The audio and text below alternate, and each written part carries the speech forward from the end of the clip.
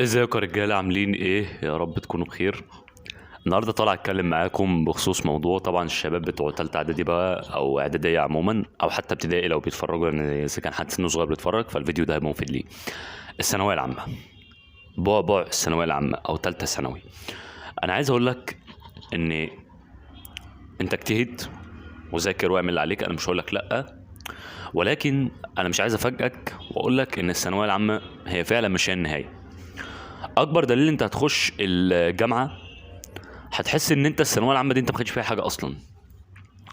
وسيبك بقى من كلمه اهلك دي اللي بتقول اتعب في الاعداديه في الثانويه ترتاح في الجامعه، والكلام ده كله الكلام ده كله هبل يعني. ما بل بالعكس، التعب كله في الجامعه اصلا. انت انا عايز اقول لك ان انت السنين اللي فاتت ما خدتش حاجه اصلا يعتبر.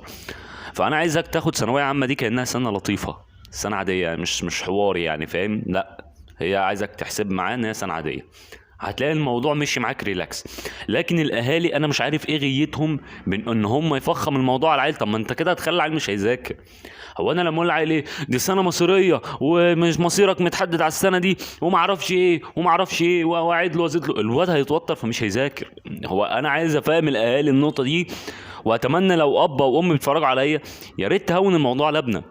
اي نعم ما تخلوش متسائل مع السنه، بس مش كل دقيقتين ايه يا ابني عمرك متحدد بالسنه دي، عمرك ما اعرفش ايه. يا جماعه والله العظيم انا عايز اقول لك ان ابنك حتى ان كان دخل هندسه وطب وهو المذاكره مش في دماغه، ولا هيعمل معاه حاجه ولا هيفيد بجنيه يعني، انت فاهم؟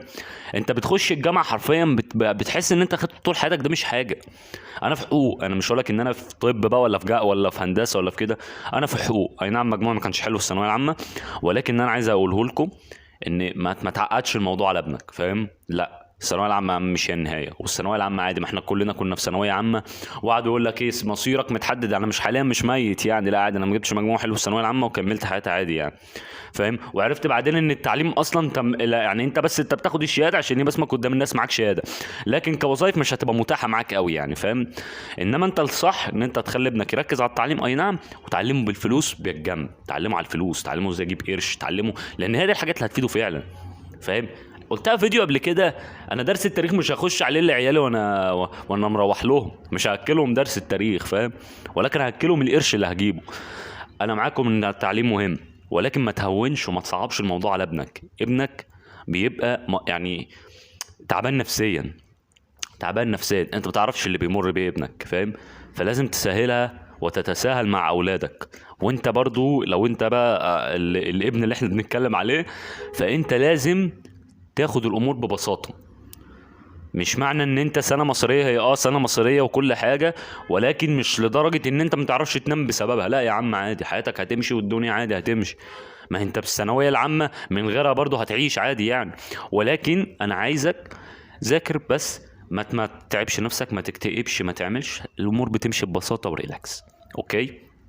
وهرجع اقولها لك، عايزك تعيش حياتك عادي جدا، ذاكر والعب وظبط نفسك، ذاكر ساعة ساعتين في اليوم وكمل لعب يا عم، مش هقولك لا، ولكن خد الموضوع ببساطة، خد الموضوع ببساطة. البساطة أحلى حاجة في الدنيا دي كلها. الدنيا دي كلها لو أنت خدتها ببساطة والله العظيم، من اسمعها بقى من أخوك الكبير بقى، فاهم؟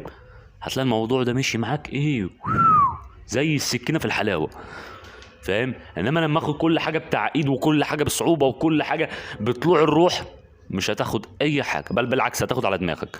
فلازم تعيش الحياه ببساطه وتاخد الموضوع معاك بقمه السهوله، بقمه السهوله. بص يعني انا مثلا بصور الفيديو اهو، مثلا هو كوبايه القهوه، فهمت الفكره؟